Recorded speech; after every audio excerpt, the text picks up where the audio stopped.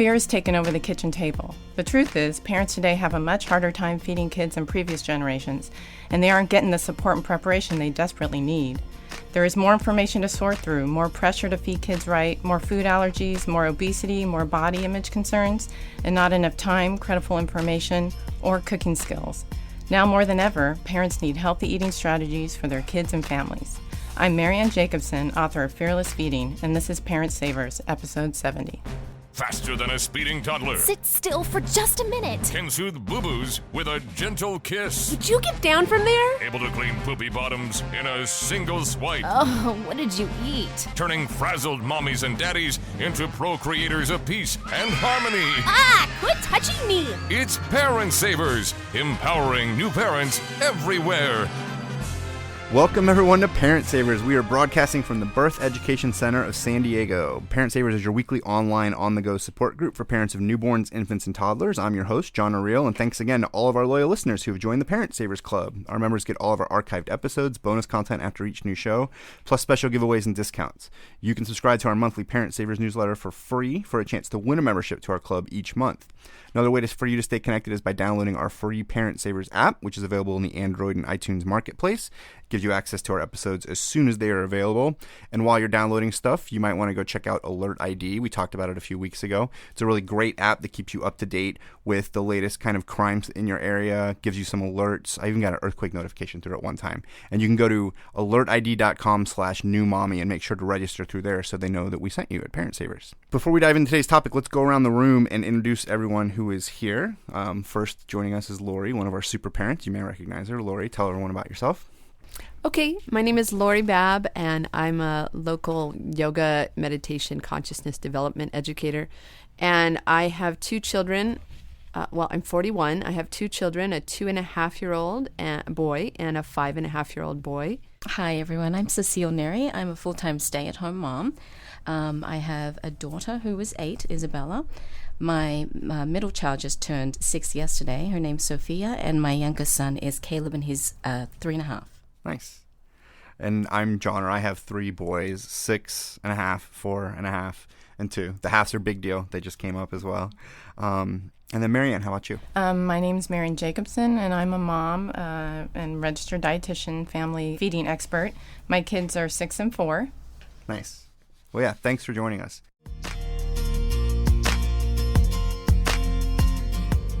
Before we start the conversation, we do look at news headlines from time to time here on Parent Savers. And so I brought an article for us to discuss. It actually this doesn't have to do with the topic of healthy eating strategies, which we're about to dive into, but instead, this is about a new trend called a tattooed tattoo sleeve t-shirts for kids. And what they are, they're these t-shirts where the sleeves look like inked up arms. We've got pictures of them on our website. This is from Pop Sugar. They said, "We have to admit we did a double take when we first spotted photos of Tattooed's tattoo sleeve tees on Etsy. We've seen temporary tattoos for kids, but an entire arm's worth? Luckily, we quickly learned they're not the real deal, and instead they're just an incredibly realistic take on the grown-up trend of having an entire arm's worth of tattoos or a sleeve.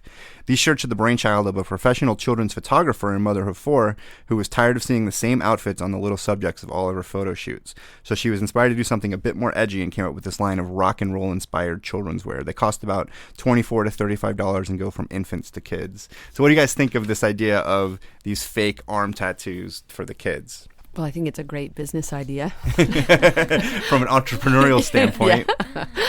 I mean, and kids, as a kid, I remember, that I would have really loved that. Yeah. So I think it's genius. I think it speaks to, I guess, kind of the tattoo culture that is, emerging in our society, that it's becoming more and more acceptable for folks to have lots of different tattoos. Yeah. But starting it at that young age is also, there's a lot of parents that want nothing to do with their kids and tattoos. Yeah. And so kids may see other kids wearing these, and you definitely have to translate it for them. Say, well, maybe not, but kind of put it in a context. Now this is fun art for you to wear. Yeah, I don't think they have the same interpretations as we do. We might look at it and relate it to a certain type of people, but for them it's just fun. It's colorful. Right. It's something that they would enjoy wearing, I think. So I think it's harmless. Yeah. Maybe like dressing up as a princess for a day, or if you're going to a rock star party, really cute. But yeah, I think maybe if I saw the same kid wearing it over and over and over, I don't know. I don't really make judgments against people with tattoos though, but it's one of those things that definitely a hot button issue for conversation. All right, check out that picture on the website. Thanks, guys. Today's topic that we're talking about is healthy eating strategies. As September is Childhood Obesity Awareness Month, it's a great time to talk about the topic that nearly every mom and dad struggles with on some level. Today we're talking with Marianne Jacobson, who's going to tell us how families can introduce, promote, and sustain healthy eating habits for their kids, and maybe even for themselves too. Thanks for joining us, Marianne. Well, thanks for having me. Marianne, so you mentioned in the intro about eating healthy is harder for our generation than previous ones. What do you mean by that? Well, I think there's just more challenges, more barriers. So, less people don't necessarily know how to cook when they start a family. More parents are working, so there's less time. There's more pressure. So parents feel guilty. They know they need to feed their kids healthy. There's also more choices. So there's fast food. You go to the grocery store, there's all these frozen items that kids easily accept. So parents are torn between giving kids those items and healthier items. Yeah. And so it just all together, there's a lot of, what I call fear out there with feeding our kids. And it's resulting in a lot of mistakes. And that's where I want to help parents, navigate this complicated issue. Yeah. I mean, even though we have access to, produce seemingly around the year round, you can get, I want blueberries, so you can get them maybe from South America. Even though you probably have access to more food, there's just so many other food choices and temptations that pulls. Yeah, and there's also a lot of mixed messages. There's a lot of blogs, news stories about how to feed your kids, what to feed them. That it just now there's all this stuff about gluten and organic, and so it's just there's so much, and so parents I think they tend to get overwhelmed, and when you feel overwhelmed, it's almost like you just give up. Yeah. But some parents, a lot of parents don't give up either. There's a happy medium there, and I talk about that in the book. Got it. Yeah. So would you say that healthy eating? What do you mean by when you say that? Is that just about keeping kids the right weight? I look at it more as balanced eating. Okay. So it's all about balancing food intake. None of this is about restricting your child from cake and foods that they're naturally going to like. My book Fearless Feeding, me and my co-author, part of the reason behind it is to help parents understand why kids eat the way they do at each stage. So when toddlers get picky, there's a reason for it. Their growth slows, and they're growing too. Kids are growing, so they naturally like sweets, more than we do. Yeah. And that's why they, so it's not because your kid's going to be an unhealthy eater. It's just all this is normal. So you want to work with them and not against them, against this normal development. That's one of the things that we struggle with, I know, especially with our middle one. Because what is normal eating? And I don't think he exhibits it, but it sounds like what you're saying is that some pickiness, or a lot of pickiness, is natural and to be expected. It is. From 2 to 6, what we called foodnophobia, fear of food, actually peaks. And this is thought of as a survival mechanism, because back in the day when when they become more mobile, they would go, they might pick poisonous plants. So naturally kids' greens they taste more bitter compounds, so they don't really love a lot of vegetables kind of naturally, but they can learn to, and it's all about exposure, not forcing them. So when we make them eat, any kid that's made to eat food is going to think this can't be good if they have to make us eat it. So it's all about exposure. It's all about trying different preparation, role modeling, but also it's understanding their nutrition needs. I mean, a 2-year-old doesn't really need all that much food, so they naturally may not eat much at meals. They may even skip a meal. And we don't want to make them eat, because what are we teaching them? And in the end, we want them to listen to hunger, satiety, and it can be hard. And I know parents right away will say, well, an hour later, they're saying they're hungry, they didn't eat their dinner. But if if we do our job with feeding, and so if we're feeding regular meals, structure at the table, snacks, and the kids understand that rhythm, they eat much better. They don't ask for food. My kids pretty much rarely ask for food in between. Really? I mean, they love sweet, they love... they don't eat everything. They're, normal kids. But when you have that rhythm, it really helps them do their job, and they manage their hunger much better. And, it's not really our job to make our kids eat. It's our job to prepare the food and, have a nice atmosphere. And kids really will. Kids can be healthy eaters. We need to instill that trust in them. There's so much distrust. Kids feel that from, that they have to be made to eat, and that healthy food tastes, that's the message they get. We need to send them the message that healthy whole foods are better. They're great. I'm eating them. I hope you eat them. Maybe it'll take a while. Yeah. So like if I do something like, come on, dude, eat a couple bites of that food. You were sitting at the table.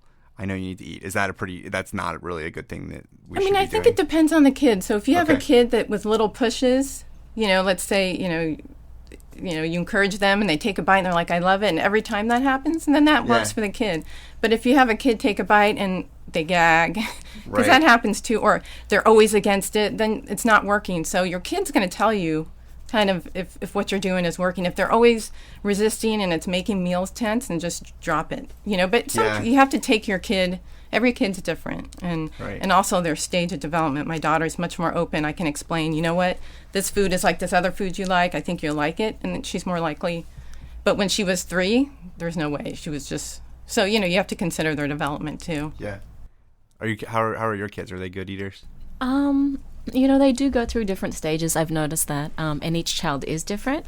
I've noticed my son, who is the youngest, he's actually very open to foods with more flavor. So he'll eat the onions and the pickles and even things that are a little bit spicy, whereas my oldest daughter won't touch anything with taste unless it's sweet. So I try to tell them the importance of eating healthy and try to go beyond what it tastes like, but what it does for your body. And so I try to tell them, well, you got to eat this broccoli because it's going to help your muscles grow, or, I don't know how accurate I have it. Right.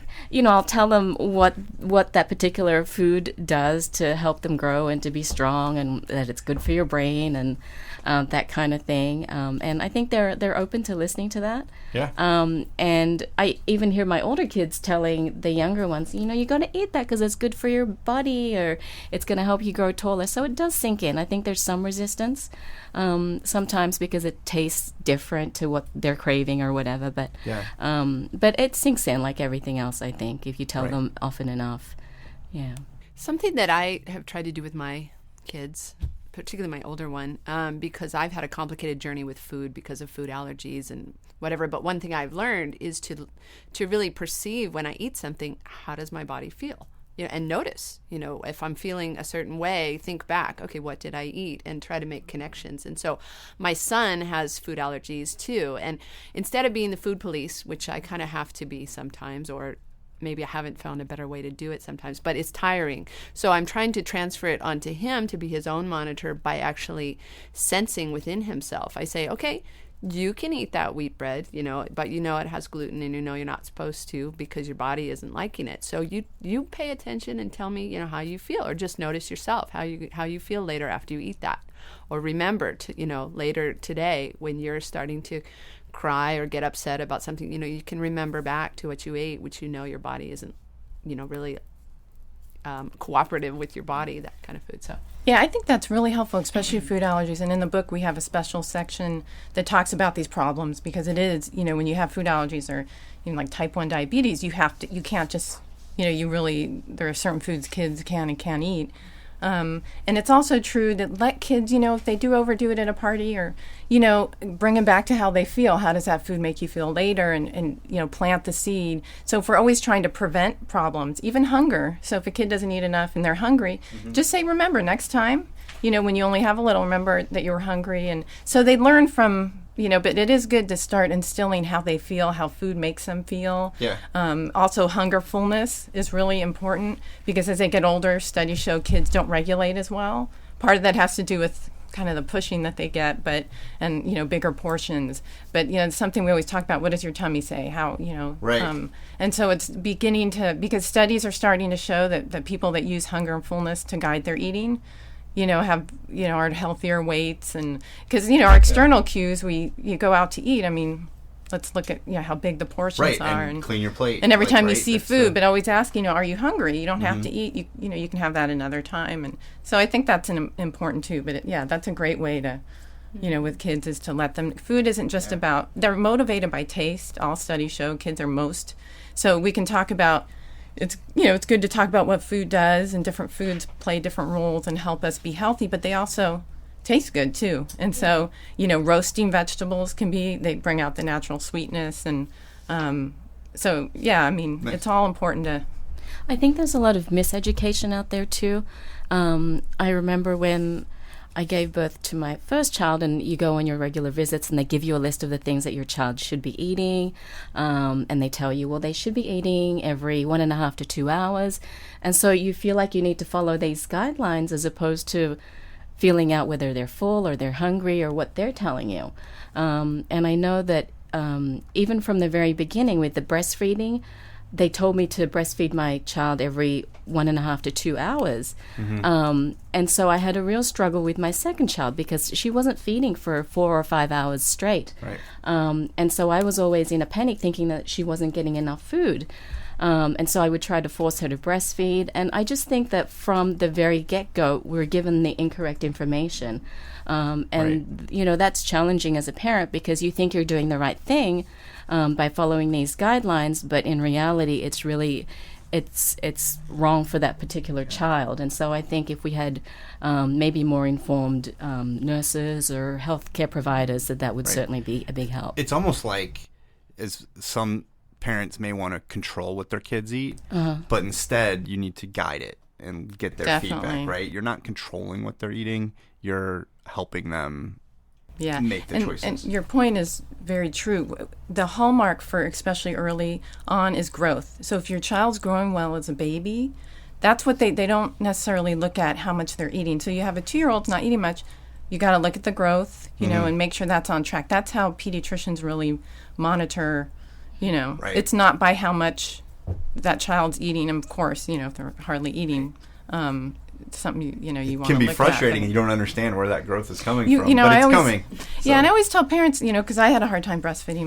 my daughter, and it was a negative experience for her because she didn't want to. She had a weird suck, and I had all these lactation consultants come, you know, my home, and you know, finally once she refused, I just pumped. But then feeding was enjoyable for both of us, and then at 4 months she started. I still gave her opportunity with no pressure, and she started to breastfeed at 4 months. Where people, it was incredible, and that shows you that, you know, if feeding your child is if it's a tense negative experience, they're not learning, they're not going to eat as well over the long term. So all right, well, we are going to take a quick break here. When we come back, let's talk about some more specifics and dig into some specific foods or tips for dealing with picky eaters, that type of thing.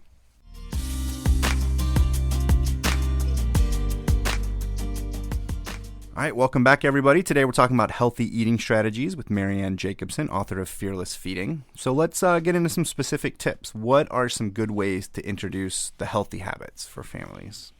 Well, I think it really depends on where you are, how old your kids are. In my book, Fearless Feeding, we talk about, you know, in the first 2 years, kids are really open to food. So as much variety as you can, bring them to the table. Don't keep them on that bland puree food. Once they can start feeding themselves, they can eat a lot of what you're eating as long as it's small enough, and get them used to the flavors of the family. I mean, what do you like to eat? Right. So get that started early. When they become pickier, between 2 and 6, you know, the Ellen Satter division of responsibility is really important because, you know, don't focus and make it a battle. You know, your job is to provide the food, set the structure, when to eat.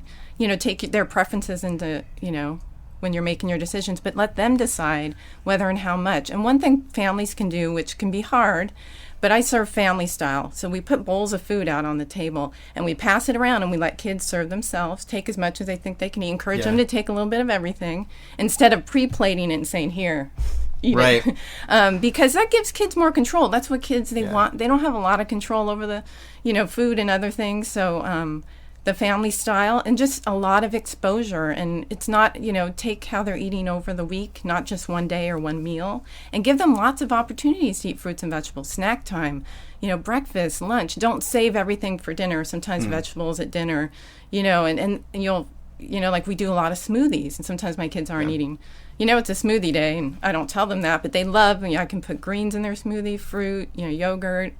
And we have a rule that anytime our kid asks for an apple, they can have it. I don't care if we're about to sit down. Fruit anytime. Or Yeah, anything. that's great. Oh, you want an apple? Sure, take it right now. Even if we're like literally sitting at the dinner table. Like if they want a healthy fruit or vegetable, just go for it. Yeah, that's one thing, you know, not feed in between the meals and snacks. But if they want fruit, that's always a like, you know, we talk about in the book. If a kid usually doesn't want fruit, they're usually not hungry. They may just want that snack food. Yeah. So it's a good, you know, right.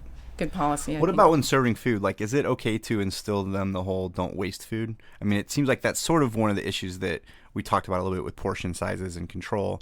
But you also, at some point, you need to teach them, if you're taking some food and putting it on your plate, if you're letting them serve themselves, that's sort of a promise that you're going to eat it. or is that kind of tying it into? Well, young kids will usually take too much at first. They like it. It's kind of fun for them. As they get older, they can understand that, take as much as you can eat. Yeah. But, what we do is with the family style, we'll just put the leftovers back in the fridge. And, there's no use in having a kid finish it if they're not hungry for it. Right. So I think the waste, we do want to try and decrease waste, but so many people, and I hear from them all the time, adults, because I work with adults before I went into family nutrition, that had to clean their plates. I just wrote an article in the New York Times, Motherload, that, there's really a lot of research that shows like boys asked to clean their plates, ask for bigger portions outside the home. Adults that remember more rules of cleaning their plate tend to have higher weights. Yeah. So, we really have to think, what are we teaching our kid? I know the waste is very important, but for me, if I'm serving whole foods, it's going to be wasted because sometimes things go bad. That's just, no matter what, that's kind of part of, but I try and minimize that. So it's, we do want to teach kids not to waste, but at the same time, we don't want to make them eat more. We live on a ranch, and we grow worms that eat organic garbage like that. So, and we also have chickens and dogs. And so, it doesn't really go to waste if they don't eat it. And they see that, say, well, okay, we'll put it in the chicken bag, or give it to Holly, which is our parrot, or give it to Abby, which is our dog, and so they can see that it actually, they're not, if they didn't eat it, it doesn't just go to waste. And even if you don't want to raise your own worms, you can just do something simple like a compost heap. And a lot of people do raise their worms, but so that can be a fun thing for kids. Okay, we'll feed it to your worms then, I mean, obviously within limits, right? So my sister has older kids than us, and her daughter is 13. And to this day at family dinners, a lot of times she'll eat, chicken nuggets or only white meat chicken or just a certain kind of macaroni and cheese.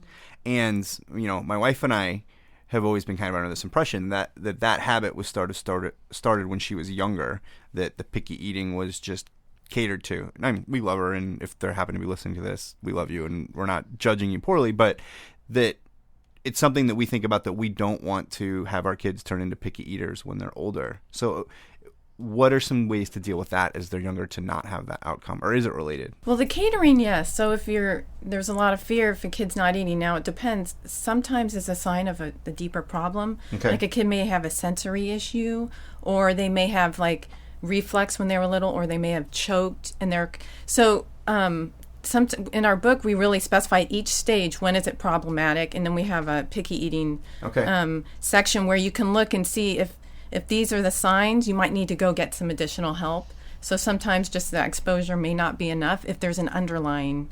But, there are some cases where, the kids only get those foods that they prefer, and then they never get the opportunity to try different things. So I always recommend one meal, but also make sure there's one or two things your kid will eat at the table. So don't make it a foreign meal and then say eat or starve, but have it one or two. And then also one or two nights, like I love the chicken tender recipe I have. We all love it. And so, you can make foods that kids may like more and still have it be healthy, and doesn't have to be a packaged item. I think it tastes better when you make it yourself. Right. But yeah, definitely catering. What we're saying to our children when we cater to them is, I don't believe that you can learn to like a lot of foods. And we need to look at eating like we do reading and writing, that it takes time. We would never say that to a kid that had trouble reading. We're like, you're going to read?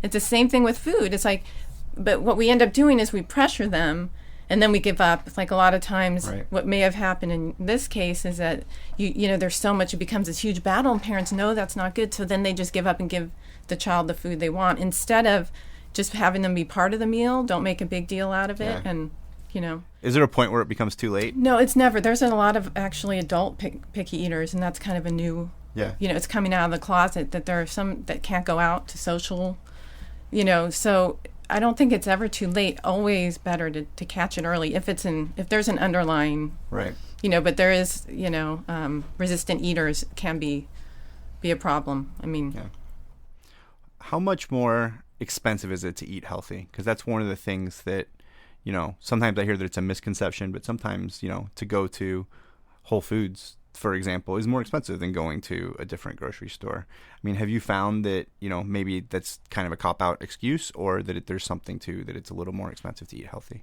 Well, you don't have to go to Whole Foods, and you don't have to buy organic. I mean, we don't really have any research, it's more of a kind of prevention. We're not really sure if, Yeah. we know that organic food has less pesticides, but it still has. So, you can eat conventional produce. It's still important to have produce, whether it's organic or not. Right. So you can do sales for, there's some good websites like $5 dinners. Her meals are nice and balanced. Yeah. And all her, she says each one of them is less than $5. That's less than really cheap fast food. Yeah. So, if you're really creative and go out there, you may not be able to go to Whole Foods and or you may not be able to get local food and all that, but you could still eat, Right. Balanced, healthy meals. There are becoming more and more options for even organic and those kinds of whole foods, where people I know they get in co-ops together and they buy it, a buying co-op, and then also even what do they call it? Community supported agriculture, where you buy from organized local farms, and it's an organized thing where they even sometimes deliver it right to your neighborhood and you go pick it up. Yeah. And so those are a lot cheaper ways than going to like a major. We do sort that of through our school, trendy- and both the preschool and our school offer something Right. like that to buy a farm box, local farm box. or grow your own.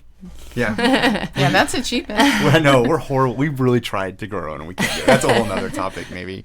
But we're. I know, really- I'm not particularly good at that either. And, like, our neighbor across the street's like, I have too many tomatoes. Take them off my hands. We're like, we want to have too many tomatoes. but we Right. can't. Well, sponsor his garden or her garden. Nice. But I think whenever there is something like I don't have time, or you have to look at what's really behind that, because sometimes it's that you may not enjoy. You may look at healthy eating as something that won't be as taste. So you gotta. That's not true. I Right. mean, you can. Every family needs to do it in a way that works for them. Yeah. Start where you are now. You don't have to revamp everything. Just make some small changes. Let's talk some specific tips. What are some healthy snacks that you like specifically for your family, or maybe you guys can add in as well?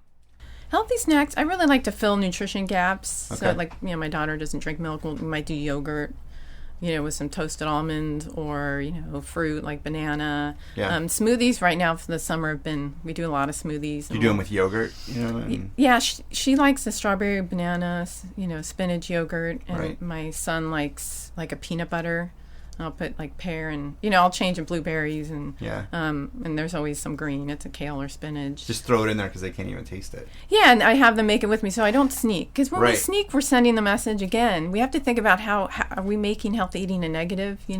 Just bring them and say, look, try it. And we'll try it with and without. That's what I did with my daughter, and she was Yeah. like, oh, it tastes the same. And so she helps me put the spinach in there, and so yeah. So smoothies are fun in the summer. It kind of depends Nice. on. And if they're really hungry and dinner's not well, maybe it's half a sandwich with some fruit, Yeah. crackers and cheese. So I always say 2 to 3 food groups are good for a snack. Okay. So that's like a protein, a whole grain, a fruit, a vegetable, maybe a healthy fat. Instead of them always thinking, oh, I have crackers Yeah. or a granola bar or, and that's okay. I'm not, if you want to do that, pretzels. But, it really can help fill nutrition gaps. If you know that your kid doesn't eat a lot of protein, maybe have a good protein source. Maybe do, nut butter because Yeah. they're not. So it's really good. Helps parents when they can fill in gaps with the snacks. Yeah, we have a bowl of fruit, and what I do is I'll wash it every time we get home from the grocery store. And they know where it is. I always tell them the fruit here is washed, and then there's a section in the fridge where it's kind of their section where they can reach it, and they know that if they are hungry, they can go there and everything's washed, or if they wake up before I do, and I tell them this is, where the fruit is, this is where the cereal is, and that way they can make their own choices, and I know that the things that they're picking are, healthy choices. I don't really do yogurt because I've noticed that they have quite a bit of sugar in them. Right. And I think that's part of the problem. You think you're doing something good for your child. You think, a lot of parents think that yogurt is really good for their kids, but a lot of the yogurt brands out there, even the ones geared towards kids, they have a lot of sugar or sugary things that you can mix into them, like M&Ms. I almost think especially the ones and Oreos, and so they even things like Nutella. I mean, there was that lawsuit Right. by a woman who thought she was feeding her kids something healthy with Nutella. Well, but the ads, that's it usually, does the ads say- actually were like kind of clear. Like, if you want to be a good you mom have that to be feeds a healthy you kids, have to be a smart consumer, because Sure. if you follow what the advertisers put out there, you're going to You'll be eat feeding them. You'll eat Captain Crunch with your Yeah, breakfast because and- it's part of this nutritious breakfast. Yeah, Well, yeah, you do try and lessen the sugar. My son actually eats plain yogurt, so he's not. Right. He's I realized with my daughter when I had him, I introduced her to that. I forget which one it is. The baby yogurt. She ate Soy plain baby. too. Right. Yeah, and so after that she wouldn't. But she has sweeter taste. My son does not have this really sweet taste, so he eats plain yogurt. But there's also, we have to balance that. Some sugar's okay, especially if it's, and studies show if it increases, like we pick the lowest sugar cereals we can, but to have the taste that they like. So it's all that, that balancing act. And there is the beneficial bacteria in yogurt that, the probiotics. So we need to find a way, to. I feel like sometimes we'll do that, and then they'll go to their grandparents' house or something, and then discover that golden grams. There's yeah, you can't. I wrote actually a post about that why I'm okay with what happens at grandma's, because my mom, every time I go, it's once a week, couple hours, and they actually get their fill. They don't even ask for it. So it's, if I made a big deal like don't eat it at Right. So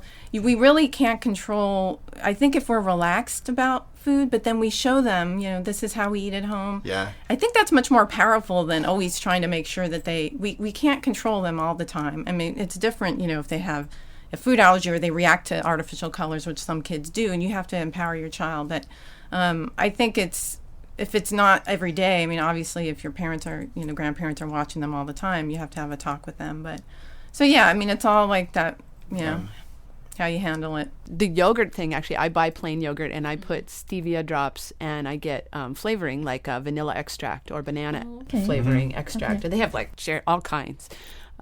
So it's like they get to choose, what they make, or you can blend fruit into it. And then the other thing is I'll make sort of like special things. Like they love seaweed, nori, and the little, I guess it's just usually nori, but they just love it. Like it's like such a treat for them. So I think sometimes when the way you present it too, Right. and also these little fruit, what are they? The fish oil, fruity flavored fish oil pearls. Okay. They're like a vitamin supplement, and I present that as a treat. Like whoever gets, does this, they get their fruity strawberry pearls. And that's like, that's their candy. I mean, they don't get it all the time. They only get a certain amount every day. But, it's a way to, they get excited about these, like, really kind of not what you would think they would get excited about, We had a bunch of strawberries, and Christina made some strawberry jam and then realized that was great for them to mix into the plain yogurt as opposed to some of the other stuff. Yeah. Too, like the homemade. What are some other things, real quick, that parents might think are healthy that really aren't? Well, I think, granola bars, anything you buy packaged. Anything packaged is something. And to it's look not out that for. it's a lot of things you can sometimes make at home. So in the book we have a homemade granola bar, and it's not that hard and the kids like it. Yeah. So you always want to consider if they like something, try and make it at home.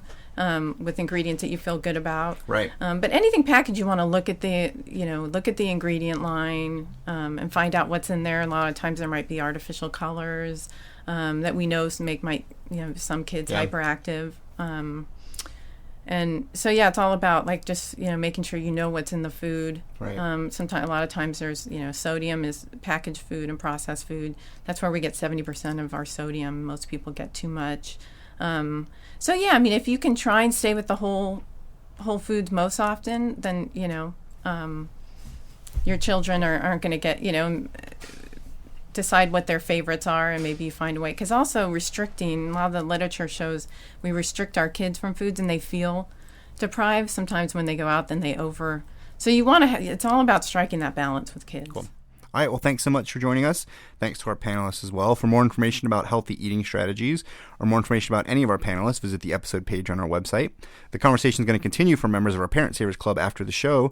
Marianne Jacobs is going to tell us a little bit more about healthy eating habits. I'm going to ask her about some tips for eating healthy at birthday parties, because those can be traps sometimes when you go there. You get caught off guard. For more information about the Parent Savers Club or our website, go to parentsavers.com. And now we have a question from one of our listeners. Gabby Castro asks, "Hi, my daughter is barely 2 months old and is already growing 2 sets of teeth. The only thing that seems to work is her pacifier, yet she still can't get a grip to it. Do you have any other tips or advice?" Hi, Gabby. This is Dr. Tara Zanfleet here in San Diego. Well, I'm not sure if you mean 2 individual bottom teeth that your daughter is growing or 2 whole sets of teeth, but I'll answer for both. Babies can actually be born with teeth. King Louis XIV was reportedly born with teeth, and if they are solid in the mouth and they're not wiggly, they can stay. and the rest will come in naturally. Teeth do not have a proper time to come in, but they usually come in between 2 months and 10 months old, with the average at 6 months. In terms of 2 whole sets of teeth, it is rare, but some children have 2 sets of baby teeth. Either one grows right behind the other and they erupt at the same time, or they lose one set and then grow what everyone thinks is their permanent set, but then it loosens and falls out too in the preteen years when their real permanent teeth come in. If one is right behind the other, one of the sets of teeth needs to be pulled later on to help with the permanent teeth coming in. They call this shark teeth for the obvious reasons. Now, teething itself can be pretty rough on some children, causing mild fevers, congestion, irritation, crying, and sleepless nights all around. The most helpful is to have them bite on pretty much anything. This puts pressure on the gums from above, and it evens out the pressure that the teeth are putting on the gums from below. Amber teething necklaces are pretty as well as useful, but be aware of the choking risk of necklaces, so always monitor them. Cold is the other key. Anything cold on the gums helps. You can try freezing a wet washcloth or refrigerate the teething toys. Frozen grapes or other fruit in a netted bag, or even in a piece of knotted cheesecloth is good too when they're older. When they're so little, like your little one, they can't hold on to these things by themselves, so it's labor intensive for mom. But they do love your fingers. If your baby is really agitated and cannot settle down to eat or sleep, you can use about 1 ounce of chamomile tea without any sweetener. No more than 1 ounce a day, but it has a wonderful calming effect on your child. You can even soak that frozen washcloth in chamomile tea, then freeze it. Herbal topical gels and creams can numb the gums, and some homeopathic remedies are a really nice choice as well. Natural topical remedies can include the old one from Grandma, ground cloves made into a paste with either butter, unsalted, or water, and used sparingly. Or you could use ground ginger with water. Well, I hope this helps for your little one. Thanks. Bye-bye. Well, that wraps things up for today's episode of Parent Savers. We appreciate you listening. Don't forget to check out our sister shows, Preggy Pals for expecting parents, and our show, The Boob Group, for moms who breastfeed their babies. Next week, we'll be talking about another topic of interest to parents, so please join us. This is Parent Savers, empowering new parents. This has been a New Mommy Media production. The information and material contained in this episode are presented for educational purposes only. Statements and opinions expressed in this episode are not necessarily those of New Mommy Media and should not be considered facts. While such information and materials are believed to be accurate, it is not intended to replace or substitute for professional medical advice or care, and should not be used for diagnosing or treating healthcare problem or disease or prescribing any medication. If you have questions or concerns regarding your physical or mental health or the health of your baby, please seek assistance from a qualified healthcare provider. Hey mamas, don't forget to check out Mighty Moms. It's our online community built for new moms just like you. Not only can you connect with other moms, but you can also join us backstage for special mom-only online events. And you'll also be notified when we're recording so you can join us as a special guest. Visit our website, newmommymedia.com, and click on the Mighty Moms banner. It's free. That's newmommymedia.com. See you there.